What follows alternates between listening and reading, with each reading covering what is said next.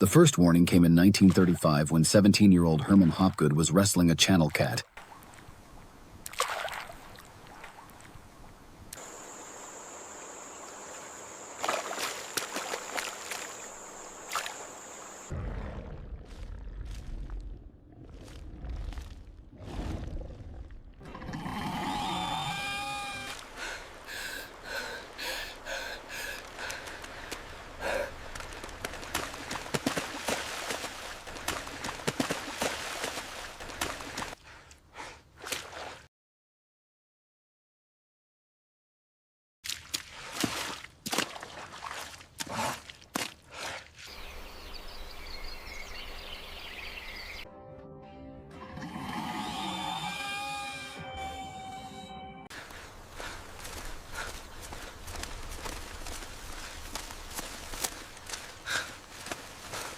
Between Herman's escape and the winter of 1975, the creature continued its hunt. One crisp October night in 1965, 16-year-old Jesse encountered the Spottsville monster, an event that would change his life forever.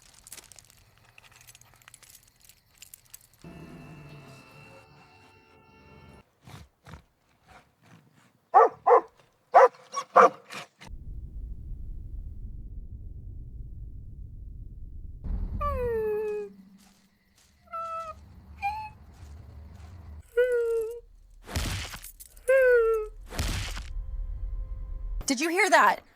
What was it?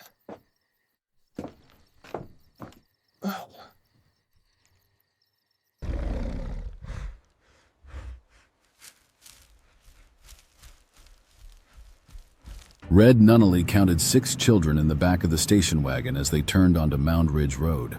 The February snow crunched under the tires, and Rose pressed her face to the passenger window, watching the isolated farmhouse grow larger through the gray afternoon light. This is just what we need, Red said, adjusting his glasses. The glaucoma made driving difficult, but he could still make out the basic shapes: the house, the barn, the dark line of woods behind it all. Good honest dirt under our nails again. The Whites met them at the back door, coffee sloshing in trembling mugs. Buzzy White's hands shook as he poured, and his wife Ruth kept glancing toward the woods with the expression of someone who had seen too much. Only thing is, Buzzy said, we had some trouble with wildlife. Big animal of some kind. Broke through the screen door one morning while I was... Tell them right now or I will. Ruth's voice cut like glass. Red set down his cup. What kind of animal? Never seen nothing like it before. 8, maybe 9 feet tall. Covered in dark hair, but it walked on 2 legs like a man.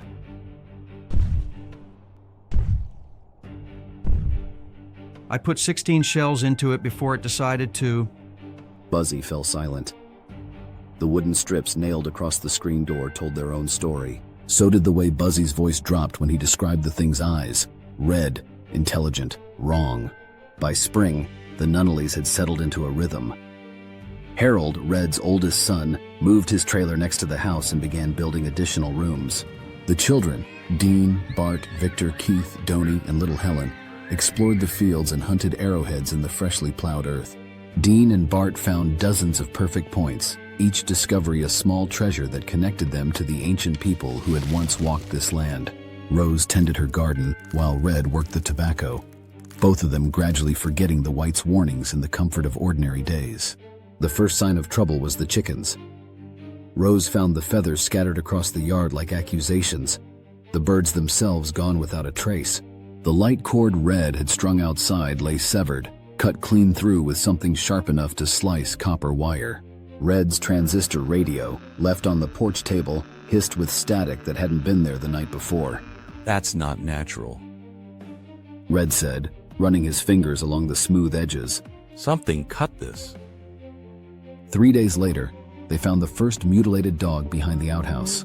Something had split the animal from throat to groin with surgical precision, its organs removed with laser-like accuracy, its eyes and tongue excised in perfect circles. No blood stained the ground beneath it. The edges of each incision were cauterized, sealed as if by tremendous heat that went beyond any natural process. Herman Hopgood arrived on a Tuesday morning, his old red pickup kicking up dust as it rolled into the driveway. Red met him at the porch, studying the older man's weathered face. You're the Nunnellys. Herman asked. Red Nunnelly. This is my wife, Rose. Herman Hopgood used to live here back in the 30s. Same house you're in now. Herman's eyes drifted to the tree line. I saw you all on the news. Figured I'd better come tell you what I know. They sat in the kitchen with coffee growing cold while Herman spoke of things that had no place in daylight. That thing you're dealing with, it was here 40 years ago. I was plowing that lower field when I heard something screaming down in a washout. Thought it was a man at first, but the closer I got... Herman shook his head. A few days later, me and Mother went to town. Left my little sister Mary home alone. Rose twisted her hair around her finger. What happened? Found her under the bed when we got back. White as a sheet. Wouldn't talk for hours. But in the living room, right where she said the thing was standing, we found a 26-inch footprint pressed into the rug. Herman met Red's eyes. We moved out the next day. Never looked back. Till now. Like 'em back now? Red asked. Because some things don't stay buried. And because... Herman glanced at the children playing in the next room. Because I should have warned folks before. Roy Coleman heard about the Nunnelly's troubles through the police radio in the fire station. As Baskett's volunteer fire chief, he made it his business to know what happened in the rural areas around Henderson County. The reports filtering through dispatch painted a picture that made no sense. Livestock vanishing, strange sounds in the night, a family under siege by something the state police couldn't identify or track. Roy drove to the Nunnelly farm on a Tuesday afternoon, his rifle resting across the passenger seat. He found Red standing in the front yard, a 12-gauge shotgun cradled in his arms. Roy Coleman. He said, extending his hand. Live about half a mile up the main road. Red's grip was firm despite his failing eyesight. Heard about you. They say you're the toughest man in 3 states. Used to be. Got older, got smarter. Roy glanced toward the dark woods behind the house. Heard you've been having some trouble. That's putting it mild. Lost most of our chickens, a goat, God knows how many other animals. Last night, something tried to get in the back door, rattled the knob, shook the whole frame. Roy studied the tree line. Something about those woods felt wrong. Too quiet, too still. Mind if I take a look around? Suit yourself. Just be careful. Whatever's out there, it's... Red let the sentence hang unfinished. Roy spent the afternoon searching the woods behind the Nunnelly property. He found the old barn first, its boards gray with age, the interior thick with shadows. Inside, the straw had been flattened in a rough circle, as if something large had bedded down there. The smell lingered, musky, wrong, like wet fur mixed with ozone. Then he saw the tracks. 4 toes, each print 18 inches long, pressed deep into the mud beside the barn. The stride measured 8 feet between impressions. Whatever made them walked upright and weighed more than any animal in Kentucky. 20 yards away, he found a second set, smaller, but following the same path. Roy knelt beside the clearest print and felt his mouth go dry. The impression showed details that shouldn't exist. Not just the outline of toes, but the texture of skin, the ridge patterns that marked it as something between human and beast. His radio crackled. Roy keyed the handset. Base, this is Coleman. Go ahead, Roy. I'm going to be late getting back. Found something that needs documenting. The voice on the other end paused. What kind of something?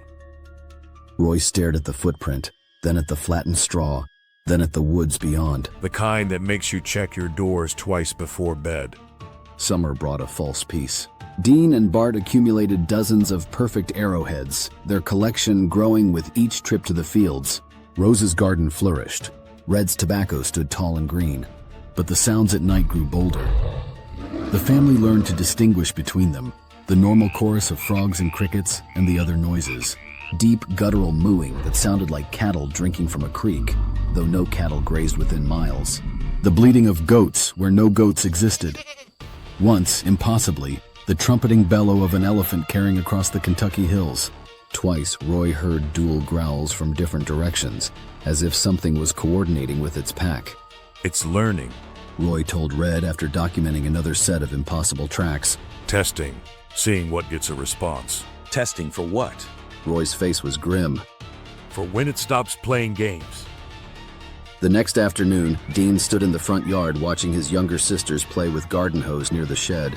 Helen, Stacy, and Teresa laughed as they pretended to work the soil, their voices bright in the summer air. Y'all better put them hoes down before you get hurt. Dean called. I'm telling Dad if you don't... The deathly silence fell first. No birds, no insects. Even the wind died. Dean looked up toward the tree line and felt his blood turn to ice. Something stood beside the shed, 9 feet of dark, matted fur and muscle, watching the girls with burning red eyes. Its arms hung past its knees, ending in hands that looked almost human except for the black claws extending from each finger. Dean's scream tore across the yard so loud and sharp that everyone inside the house thought he was dying.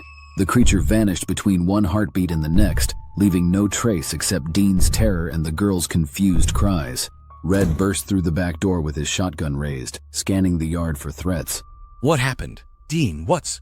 Dean pointed at the shed with a shaking hand. It was right there. Looking at the girls. It was...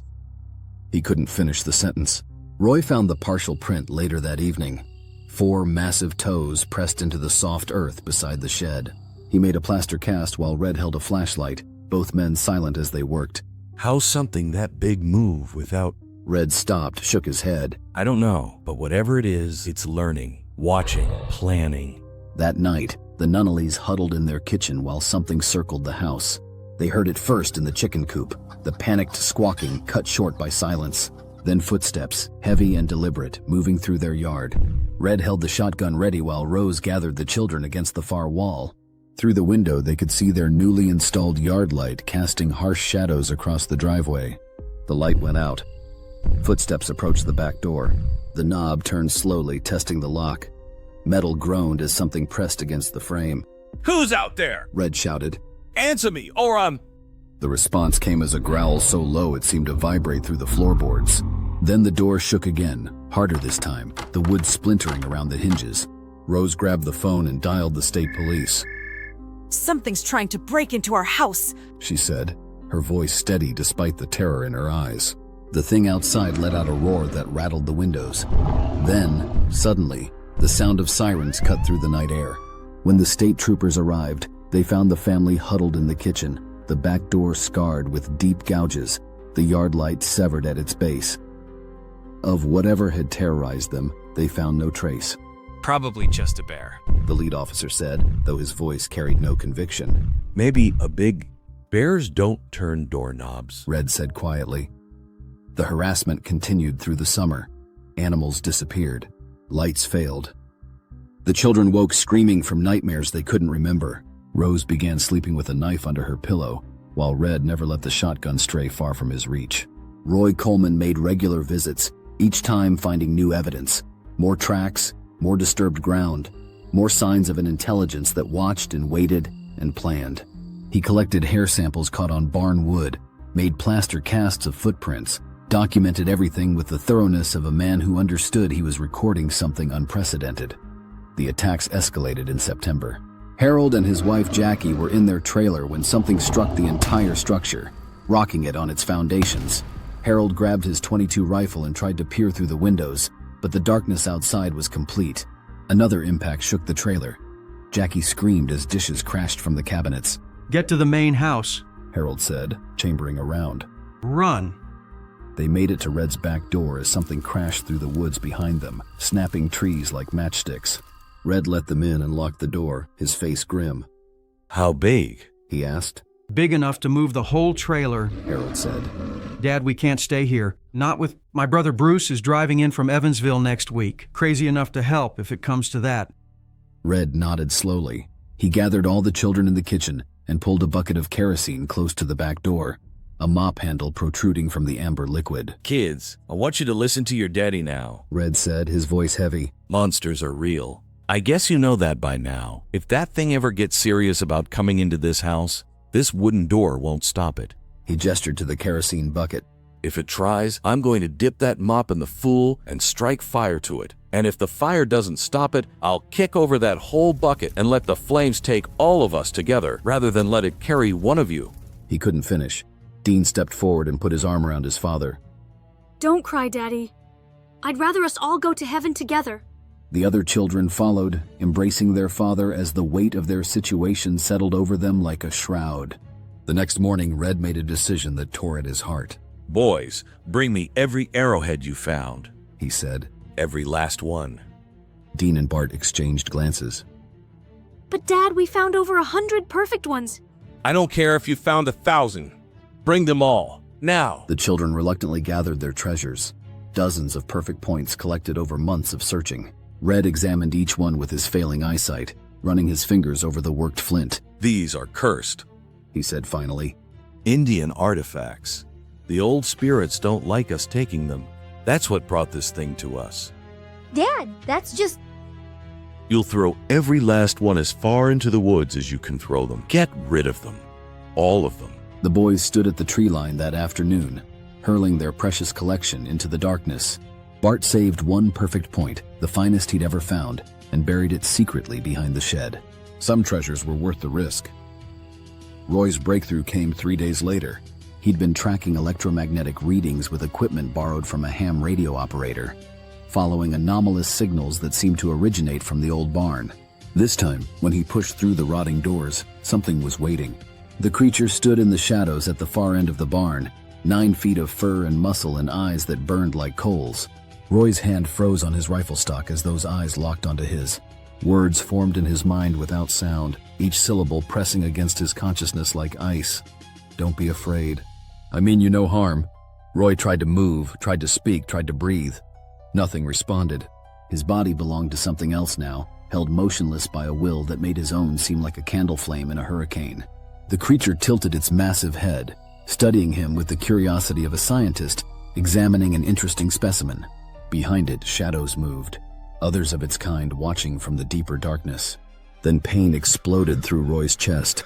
His heart stopped, the blood in his veins turning to ice. He felt himself falling, the barn spinning away into blackness. The creature turned and walked through the barn's rear wall as if the boards were mist. Roy Coleman died on the straw-covered floor of that barn. His heart stopped by contact with something that had no place in the human world. The EMTs found him 20 minutes later and pronounced him dead at the scene. In the Henderson County Hospital, Dr. Matthews shook his head as he prepared the death certificate. Then a nurse burst through the door. "Doctor, you need to see this." Roy's finger was moving. Just one finger, twitching against the sheet. Matthews checked for a pulse and found one. Weak, irregular, but there. Roy woke 3 days later with the taste of ozone in his mouth and the absolute certainty that he had been somewhere else entirely. He stared at the heart monitor's green line stuttering across the screen, remembering how that same rhythm had pulsed in the creature's eyes. Static crawled between the beats like something trying to communicate. What did you see? Brenda asked, holding his hand. Roy stared at the ceiling tiles, remembering eyes like burning coals and voices that spoke without sound. Things that should have stayed buried, he said quietly. News crews arrived within days of Roy's recovery and report to the state police. The Henderson Gleaner ran a front-page story with the headline, "The Spottsville Monster, Real or Hoax?" Television reporters set up cameras in the Nunnelly front yard, interviewing Red and Rose while the children watched from the windows. It's 8 or 9 feet tall. Red told the cameras. Covered in dark hair, but it walks like a man. Killed dozens of animals with surgical precision. My wife saw it standing in our driveway, watching the house. Roy confirmed the details for reporters, showing them his plaster casts and hair samples. I've seen it up close. This isn't a bear or any known animal. It's something else entirely. The media attention brought unwanted visitors. Monster hunters arrived with guns and cameras, hoping to claim the creature as a trophy. The sheriff's department increased patrols, warning armed civilians to stay away from the area. Then Sheriff Morrison paid Roy a personal visit. "The attention needs to stop," Morrison said, settling his bulk into Roy's kitchen chair. "People are getting excited, scared. We can't have every yahoo with a rifle running around the woods." Roy set down his coffee. I told the truth. The truth is, it was a bear. A big black bear that wandered down from the mountains. That's what you're going to tell the next reporter who calls. Like hell, Morrison's hand rested on his service weapon. "Mr. Coleman, I'm not asking. The state's position is that this was a case of mistaken identity. A bear. You'll say it was a bear, or you'll find yourself facing charges for inciting public panic." Roy stared at the sheriff for a long moment. What charges? "I'll think of something that sticks." 2 days later, Neil Kellen from the Henderson Gleaner returned to Roy's house. This time, Roy's answers were different. Upon further reflection, Roy said, the words tasting like ash. I believe what I encountered was a large black bear. The stress of the situation, the poor lighting. It's easy to see how I might have been mistaken. The retraction ran on the front page. Monster mystery solved. Local hunter identifies bear. The damage to Roy's credibility was complete. The final confrontation came in early October when Harold's brother Bruce arrived for a visit. The young man had heard the stories and wanted to help end the family's ordeal. We'll wait on the roof. Harold told his father. When it shows up, we'll have a clear shot. Red handed them extra ammunition. Don't miss, and don't let it get close. They climbed onto the roof as darkness fell, Bruce carrying Harold's hunting rifle while Harold shouldered a 12-gauge. The October air bit through their jackets as they settled into position along the ridgeline. The creature came just after midnight, materializing from the tree line like a shadow given substance. 9 feet of muscle and fur, moving with predatory grace toward the house. Behind it, other shapes moved through the darkness. A pack, a family, a hunting party. Harold sighted down the rifle barrel. There it is. Bruce raised his shotgun. Jesus, there's more than one. They opened fire together, muzzle flashes lighting the yard in strobing bursts. The lead creature staggered under the impact, dark fluid spraying from multiple wounds, but it didn't fall. Instead, it looked up at the roof and smiled, actually smiled, baring teeth like broken glass. With casual strength, it grabbed the ladder leaning against the house and hurled it into the darkness. Harold and Bruce found themselves trapped on the roof as the creature began to climb the front porch supports. Jump! Harold shouted. They leaped from the roof together, Bruce landing hard and rolling, Harold crashing into Rose's flower bed. The creature reached the roof and stood there for a moment, silhouetted against the stars, before vanishing into the night. When they limped inside, Red was already on the phone with a moving company. On their final night, as the family slept fitfully in the living room with their bags packed, Bart heard it. A soft tapping from beneath the shed, stone against stone, where he'd buried his perfect arrowhead. The sound continued until dawn, patient and persistent, like something was digging its way up. The Nunnellys packed their station wagon the next morning. Mattresses tied to the roof, children and boxes crowded into every available space. They drove away from Mound Ridge Road as the first frost touched the tobacco fields. I'm never living in the country again. Rose said, watching the farmhouse disappear in the rearview mirror. Never again. Red nodded, his hands steady on the wheel despite everything they'd endured. Some places just aren't meant for families. Roy Coleman stood in his own yard that night, watching the darkness beyond his porch light. The encounter in the barn had changed something fundamental in his understanding of the world. The thing in the woods wasn't just an animal. It was part of something larger, more organized, more patient than he'd ever imagined. His wife Brenda found him there at dawn, still staring into the trees. It's over, she said, taking his arm. The Nunnellys are gone. Whatever was out there, it got what it wanted. His face etched with new lines of worry and knowledge he wished he didn't possess. The taste of ozone still lingered in his mouth, a reminder of his brief death and the intelligence he'd encountered in that space between heartbeats. No, he said quietly. It's not over. It's just beginning. In the woods behind the abandoned farmhouse, something watched Roy's distant porch light burn against the pre-dawn darkness. It had learned much from its encounters with the humans, their weaknesses, their weapons, their fear. The Nunnellys had been a test, a way to measure the species that now claimed dominion over the ancient hunting grounds. Soon, there would be others. The thing that had once terrorized a single family would remember the lessons learned on Mound Ridge Road, and when the time came, it would be ready.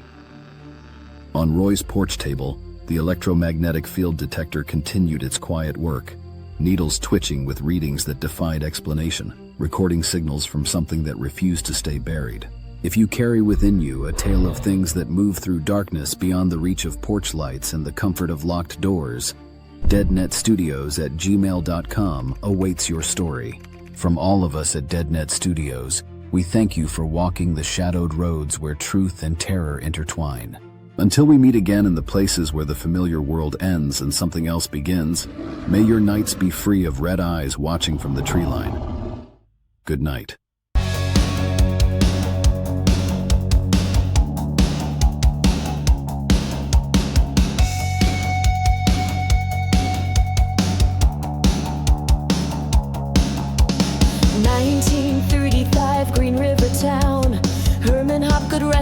that cat heard a sound, a gurgling scream, a human cry, then a roar like thunder ripped the sky. Red eyes burned, ancient and low. He dropped that pole and turned to go, sprinting through the tobacco rows, while a predator laughed in the dark, you know. Mound Ridge Road, the Spottsville curse. The earth remembers, for better or worse. From the Green River to the rusted plow, the legend's born and it's hunting now.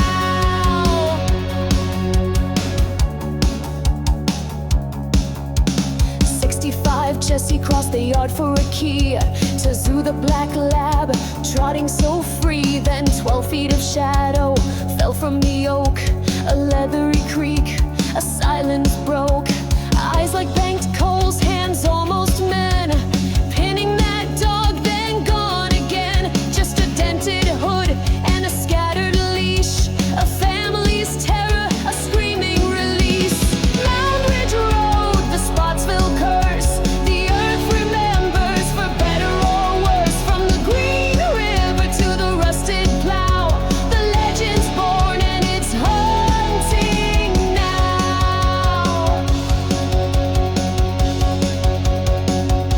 The Nunnellys came in 75, didn't have a clue. Bought that farmhouse, the old one too. Buzzy White's at 16 rounds, shot it with a gun. Never seen nothing like it, that thing weighs a ton. The chickens vanished, the wires cut clean. A slaughtered dog, a horrific scene. A smell like ozone, a footprint in the mud. Red eyes in the darkness, tasting blood.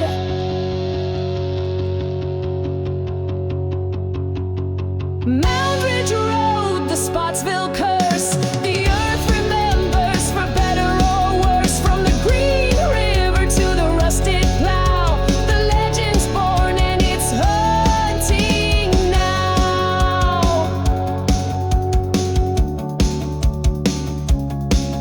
Roy Coleman died, then lived again. Spoke of a will that wasn't human when he felt its thoughts, heard its silent word, saw the pack in the woods, a future deferred. He told the truth, but the truth was buried deep. A state police lied to help the people sleep. The Nunnellys fought but couldn't stand the